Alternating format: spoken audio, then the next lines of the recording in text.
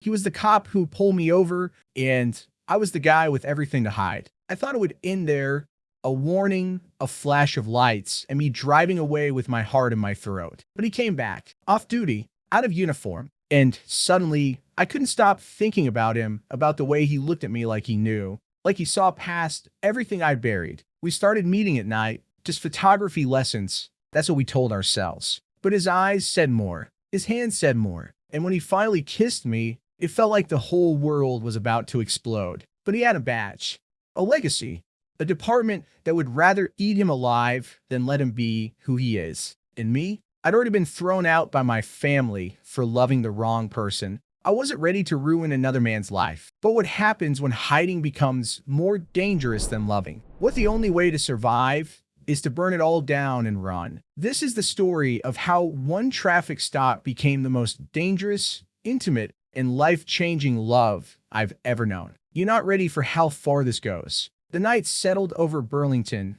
Vermont like a second skin, cool, quiet, and heavy with the scent of the lake. September had turned crisp, and the breeze off Lake Champlain whispered across the empty streets. I sat hunched behind the wheel of my beat-up Subaru, camera gear strewn across the back seat like a battlefield. I wasn't ready to go home. Not yet. I'm Julian Fayes, 27, freelance photographer. I live for the magic that only happens when the world slows down. Long exposures, blurred lights, the hush of the city reflecting in water. That night, I was chasing stillness, or maybe I was running from it. I had just wrapped up a shoot near the ferry docks, where the lake turns to glass under the street lamps. My mind was lost in f-stops and shutter speeds when flashing red and blue lights snapped me out of it. Shit, my stomach twisted. I looked down, 36 and a 25. Not great, but not reckless. Still, my hand started shaking. Not from the ticket, but from something deeper, something older. The fear of being seen. Growing up in a tiny Vermont town, I learned to hide early. My parents were strict, old-school Baptists, the kind that believes tough love is a form of salvation. When I was 16, they caught me kissing a boy behind a church. I remember my mother's face, not angry, disgusted. You're not my son. I packed a bag that night and never went back. The shame, though, that stayed. So yeah, when those lights flashed behind me, it wasn't just about speeding. It was about being exposed. What if he sees me? Really sees me? He pulled over, palm sweating, breath shallow. My fingers fumbled through the glove compartment for my registration. Then came the sound of footsteps, slow and deliberate, crunching over gravel. A flashlight cut through the dark, slicing into the car like a scalpel. License and registration. His voice was low, controlled. I looked up, and everything inside me stopped. He was unreal, tall, solid build, strong jawline, clean shaven. In his eyes, hazel, with this strange, quiet intensity, like he was used to seeing things most people ignore. The nameplate on his chest read, Officer Logan Mercer. God help me, I couldn't breathe. I handed over my documents, hoping he didn't see my hands trembling. He took them without a word, his eyes flicking between the license and my face like he was connecting the dots. Logan didn't say much, just look over the car, the gear, the mess of lenses and tripods in the back. That's a lot of equipment, he said. His voice was even, but I felt it in my chest. I'm a photographer. I answered, barely above a whisper. Was shooting by the lake. He nodded slowly. Freelance. Yeah. He stepped back, heading toward his cruiser. I watched him go, trying to catch my breath. Get a grip. Julian. He's just a cop doing his job. He's not flirting. He's not curious. He's definitely not. Still, something about the way his eyes had lingered. When he returned, he handed me my license and gave a short nod. I'm letting you off with a warning. Just watch your speed. Thanks, I said, voice dry. Then, before I could roll up the window, he added, you get anything good out there tonight? I blinked. Photos. Yeah, of the lake. You looked focused. I hesitated, then grabbed my camera off the passenger seat and scrolled to a shot. One of the ferry terminal reflecting gold on the black water. Logan leaned in just slightly. Not close enough to touch, but close enough to feel. His cologne hit me, something woodsy clean. He studied the photo, his expression unreadable. This is beautiful, he said quietly. You got an eye. Thanks. My voice cracked. I hated how much that meant. I hated that it felt like he saw something in me I didn't even let myself see. He stepped back and smiled. Not big, not obvious, but enough to send my heart into my throat. Drive safe, Mr. Hayes. And maybe take your time more often. It seems like you catch good things when you slow down. And just like that, he was gone. I sat there for a long time, engine running, the camera is still in my lap. I couldn't shake the way he looked at me, like he saw past everything I tried to hide. I told myself it was nothing. But that night, lying awake in my tiny one-bedroom apartment, his voice echoed in my head. You got an eye. Take your time. Drive safe. I didn't know it yet, but that wasn't the last time I'd see Officer Logan Mercer. Not by a long shot. 3 nights after the traffic stop, I found myself back at the same place, Battery Park, overlooking Lake Champlain. The wind had picked up, and the sky was soaked in soft purples and golds as the sun melted into the water. I brought my tripod again, trying to convince myself this was routine. Just another shoot, just another night. But it wasn't. I wasn't here for the light. I was here hoping he might come back, which was stupid, delusional even. Cops don't circle back to guys they pull over, especially not for that, especially not in Vermont. Still, I was adjusting my lens, pretending to focus when I heard footsteps behind me. Chasing the sunset again, Mr. Hayes. My heart stopped. I turned around, and there he was, Logan Mercer. Out of uniform this time. Dark jeans, navy zip-up hoodie, clean sneakers. No eye, no radio. Just him, human, yes, smiling. Logan, I said too fast. My voice cracked a little, and I hated how obvious I sounded. Didn't expect to see you. Didn't expect to be here, he replied, glancing out toward the lake. But I was driving home and saw someone with a camera near the edge of the bluff. Figured I'd stop and say hi. I didn't know what to say. My stomach was doing somersaults, and I could already feel my palms starting to sweat. Mind if I watch? He asked, motioning toward the camera. I meant what I said the other night. I don't know anything about photography, but I'd like to. I swallowed, nodded. Sure. He stood beside me, arms crossed, eyes scanning a frame I'd set up. I explained a few things: exposure time, aperture, how to capture movement in low light. His questions were sharp but casual. Curious. I caught myself watching him more than a view. The way his fingers brushed against the edge of the camera. The way he nodded when he understood something. The way he stood close enough for his shoulder to brush mine every few minutes, whether by accident or not. He smelled like cedar and rain. I hated how much I noticed. I like this one, he said after I snapped a long exposure. It's peaceful. Yeah, I said quietly. That's why I come here. Feels like the one place where I can breathe. He turned to me, and I felt his gaze land, heavy and searching. Be I gonna breathe much? He asked. It was a simple question. Too simple, and way too dangerous. I looked away. Not really. He didn't push. We stood there for another half hour, the sky darkening into a deep navy, the city lights starting to twinkle across the lake. A breeze rolled in, and I pulled my hoodie tighter. I could feel Logan glance my way again. Can I be honest with you? He said suddenly. I tensed. Okay, you were the most nervous driver I've ever pulled over. I thought you were going to pass out. I laughed despite myself. I probably almost did. What? He asked, and this time it wasn't casual. It was quiet, intentional, personal. I hesitated. I've had bad experiences with authority, with people seeing too much. Logan nodded slowly. Yeah, he said, barely audible. I get that. He didn't elaborate. He didn't offer a story. But something in his voice told me he wasn't just saying it to be polite. There was silence between us. Not awkward, just full. He reached into his jacket and pulled out a small notepad, scribbled something, and tore the paper off. If you ever want to talk photography, or anything, text me, he said,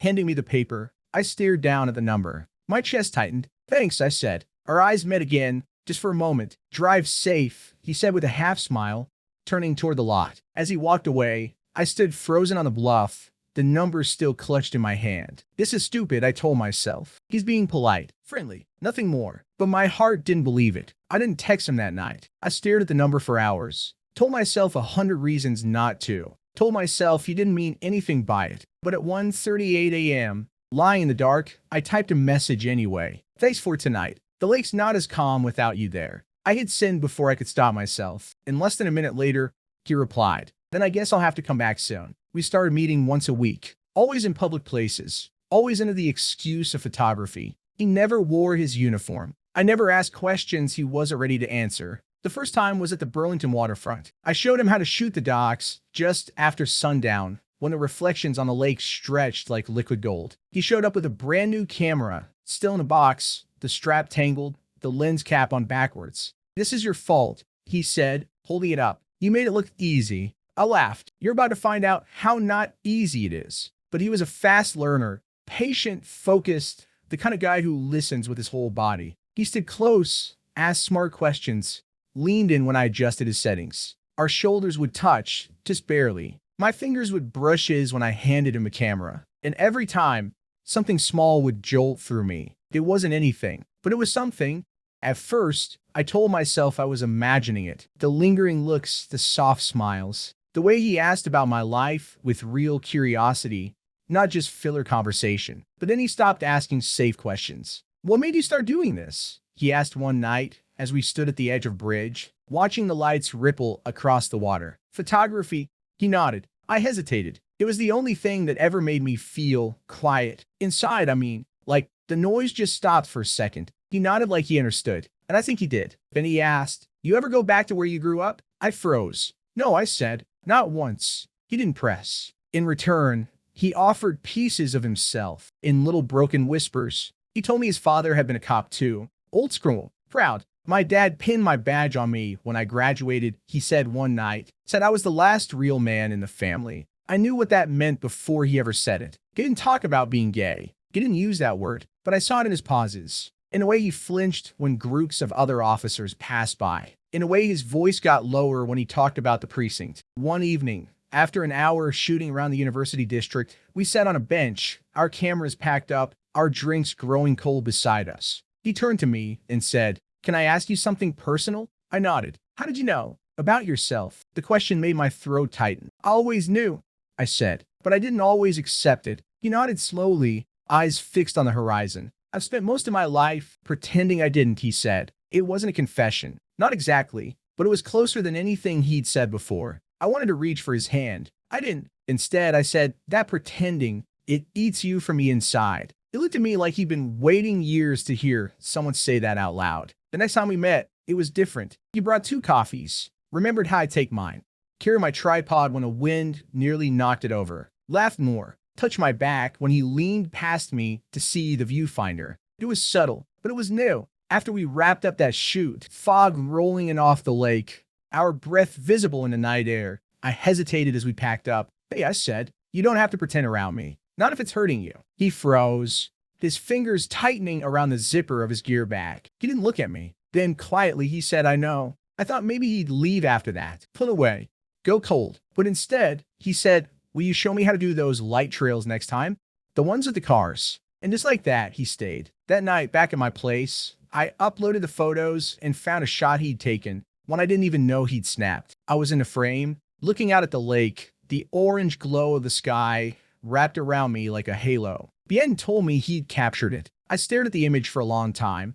No one had ever looked at me like that before. Not through a lens, not in real life. I picked up my phone, heart racing, and typed, "You took that one of me, didn't you?"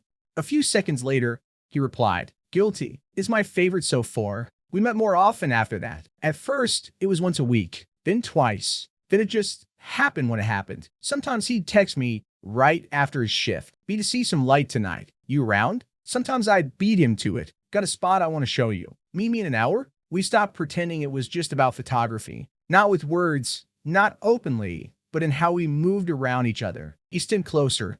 His fingers lingered longer. His voice dropped when we were alone, softer, like it only belonged to me. And I couldn't lie. I was falling, fussed, hard, messy. Every time his hand brushed mine, it was a jolt. Every time he looked at me like I was something delicate and important, I forgot how to breathe. But with every step forward, there was always that wall. His job, his world. One night, we met up at a cafe just off Church Street. Cozy, tucked in behind a bookstore, mostly empty. It was the first time we weren't out shooting. Just coffee. Just us. He wore a dark baseball cap, pulled low, like maybe he didn't want to be recognized. He looked tired, eyes ringed with gray. His shoulders tense, like he hadn't exhaled all day. "You okay?" I asked, watching him stir his drink long after the sugar had dissolved. He didn't answer right away. "Ben, my partner's been watching me. He thinks I'm seeing someone." I froze. "Is that a problem?" He nodded slowly. "It is if it's someone's a guy." The words hit me like ice water. I suddenly felt stupid for all the little moments I treasured. The almost, the smiles, the long looks. Maybe this had always been temporary. "I'm sorry," I said, voice barely audible. He looked up fast. "No, don't be." This isn't about you. His jaw tightened. This is about the department. About guys like Mike, the one I ride with. He talks like it's still 1995. Keeps dropping hints. Asking if I've been acting soft. He made air quotes like it physically hurt. I swallowed hard. Have you told anyone? Logan laughed bitterly. You kidding? Martinez tried. Last year. He came out and was gone in a month. Said it was his choice. But I saw it happen. The way everyone turned on him. The silence. The smirks. The locker graffiti. His hands clenched around his paper cup. I can't lose my job, Julian. I can't lose my dad's respect. I barely have it as it is. I nodded, the lump in my throat rising fast. I hated that I understood. Hated how familiar that fear felt. The fear of losing everything just for wanting someone. We sat in silence for a long time. The cafe lights buzzed softly overhead. A girl behind the counter laughed at something on her phone. Everything around us felt normal, except us. I don't know what we're doing, he said suddenly, but I don't want to stop. That sentence, it cracked something open inside me. I didn't know what we were doing either. I didn't know where this could possibly go, but I knew what I wanted. Him, not just as a muse or a memory, but here, with me, real. Then don't, I whispered. He looked at me, and for a second, I saw it all over his face. The fear, the want, the war inside him. Later that week, we met again, this time at the pedestrian bridge over the Winooski River. The night was clear, the stars bright enough to see without equipment. We barely touched the camera. We just stood there, watching the water rush beneath us. He leaned on the railing beside me, close, closer than ever before. I think about you more than I should, he said. I turned to him. My heart was a drum. You don't have to pretend with me, I said again. The words came easier this time. He took a shaky breath, his gaze fixed on the dark water. I know, that's what scares me. Then, just like that, he turned, and we were face to face. The air shifted. My chest felt tight. My pulse roared in my ears. He reached up slowly, brushing his fingers against the side of my neck. The touch was tentative, almost afraid. I didn't move. I couldn't. His hand slid to my jaw, and then he kissed me. It wasn't rushed. It wasn't dramatic. It was quiet, intentional. The kind of kiss that says, I'm here. I see you. I want this. I melted into it, let him pull me closer, our bodies aligning like puzzle pieces. My hands gripped the edge of his jacket. He tasted like mint and rain. When we finally pulled apart, I could barely look at him. Not out of shame, but out of fear that I'd wake up and it would be gone. He rested his forehead against mine. This can't be a thing, he whispered. Not in public. Not yet. I nodded, but my heart was already too far gone. After that night on the bridge, something changed. We didn't talk about it. We didn't define it. But we didn't pretend anymore either. There were still rules. Unwritten, invisible, but always there. No touching in public. No long looks around people he worked with. No texting anything that could be screen grabbed and twisted. But when we were alone, when it was just us, it was different. He let his guard down. I let myself hope. We spent hours at hidden parks, back trails, empty lakefront spots. He brought me to a quiet overlook just outside town. Said it was where he used to go as a kid to escape his dad's temper. We sat on the hood of his car, knees bumping, stars overhead. That night, he kissed me again. Longer, deeper, and when we pulled apart, I saw it. The hunger, the hate, the part of him that had been locked away so long it barely knew how to come out. This scares the hell out of me, he said. Same, I whispered. We didn't need more than that. But fear has a way of slipping in, even when you try to keep the door shut. It started with a look. We were at a small cafe near the lake, the same one we'd gone to before. It was early quiet. We weren't doing anything risky, sitting across from each other, talking softly, laughing about how I kept forgetting to charge my gear batteries. But when I looked up, I saw a man watching us from the corner. Late 30s, buzz cut, wearing a police jacket. He didn't smile, didn't look away, just watched. I froze. Logan, I whispered. He followed my gaze. His body stiffened instantly. That's Mike, he muttered. I knew that name. Logan's partner, the one who made comments, the one who called people soft. I went cold. Mike stood, dumped his half-finished coffee in the trash, and walked out without saying a word. Logan didn't speak for a full minute, just stared at the table. Then, with a strained voice, we need to leave. Now, he paid in cash. We slipped out the Mac. My heart was pounding so hard it hurt. Once we got in my car, he sat in the passenger seat, hands gripping his thighs so tightly his knuckles were white. He saw us, he said. He's going to say something. He didn't see anything, I replied, trying to sound calm. We were just talking. Logan turned to me, and for the first time since we met, his eyes looked panicked. With Mike, it doesn't matter. He's been looking for something. He'll spend whatever he wants. I reached for his hand instinctively, but he pulled away, not in anger, in fear. I can't let them know. Julian, he said, I'll lose everything. The silence that followed felt louder than the whole city. That night, he didn't come over, didn't text. I sat by my window for hours, watching headlights pass and convincing myself they weren't his. 2 days went by. Nothing. Then, on the third night, I found a message on my phone. Meet me, please. The Overlook. I was already out the door before I finished reading. When I got there, he was leaning against the hood of his car, arms crossed, head pulled low. His face was tight, eyes shadowed. They've started talking, he said the moment I stepped out. Bill, everyone. He let out a shaky breath. Mike told 2 other guys at the station.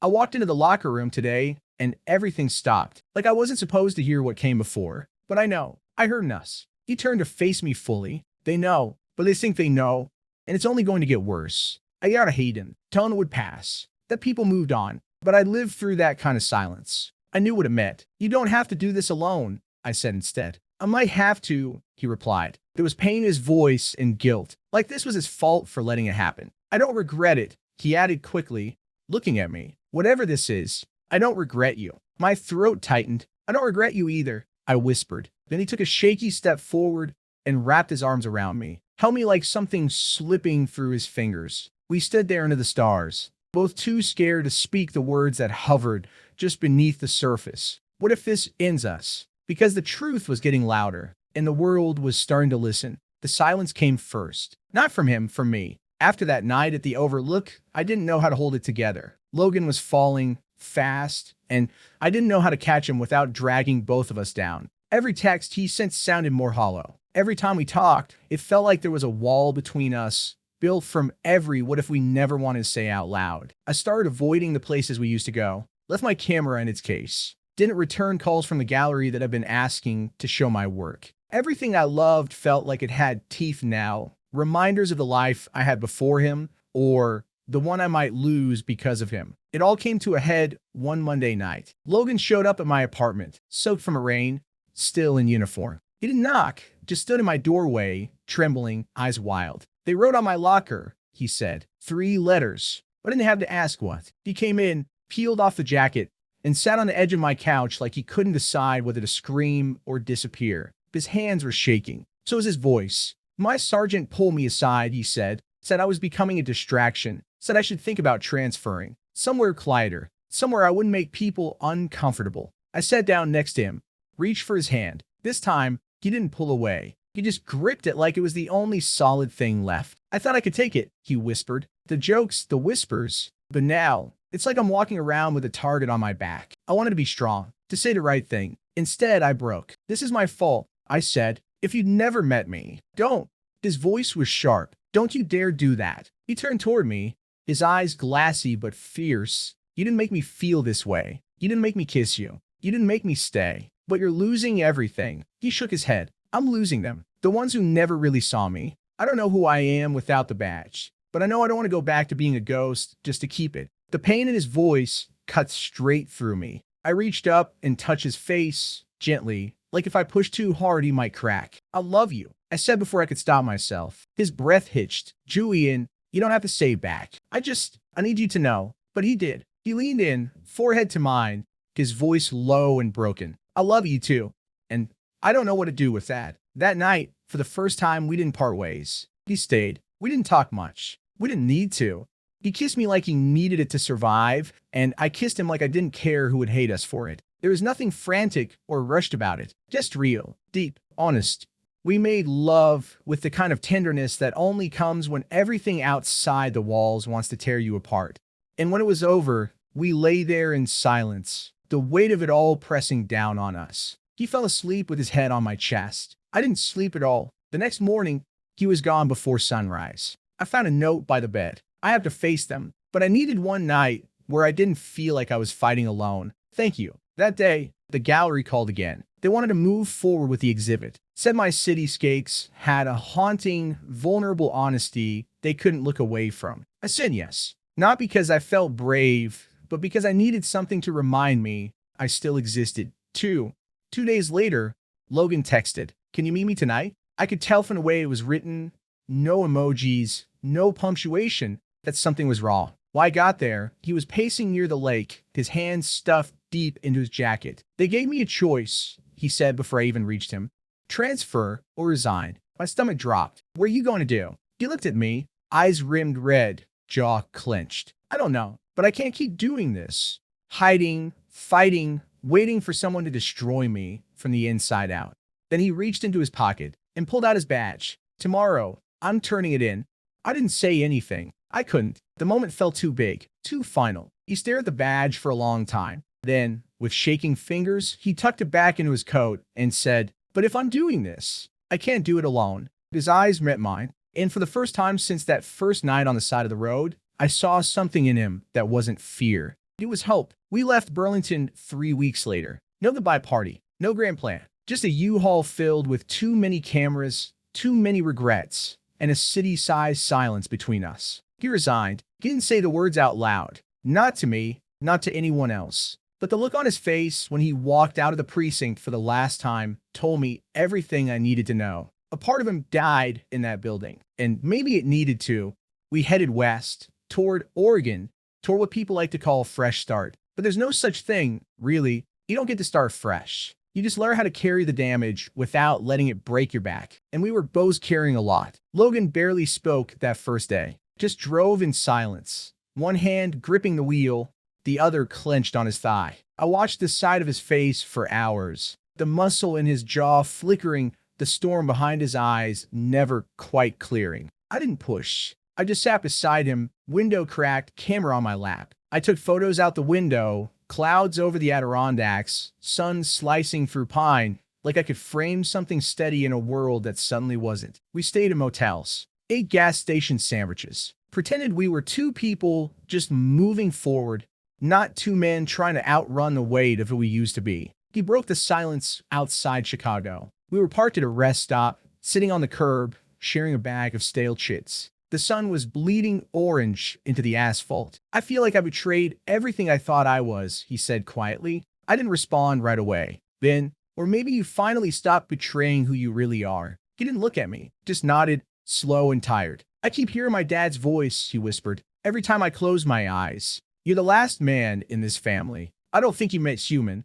I think you meant straight." I reached out, slid my hand into his. He didn't pull away. That night, we stayed in the same bed but didn't touch. He lay on his back, staring at the ceiling like it owed him answers. I watched him, my chest aching. I loved him so much it scared me. And I knew that loving someone wasn't always enough to save them from themselves. When we reached Portland, the rain followed us. It felt like a different world, all mist and moss and coffee shops that didn't blink when two men walked in holding hands. Logan didn't reach for mine, though. Not yet. Not in front of strangers. Not even here. He applied to a local community security job. Not quite a cop. Not quite not. It didn't require him to hide, but it didn't exactly ask him to be seen either. I started shooting again. The light in Portland was different. Softer, almost shy. I filled memory cards with streetcars and sidewalks, and the way water clung to windows like it belonged there. One day, a gallery owner saw my work online and asked to meet. "I want to feature your story," she said. "Whatever it is."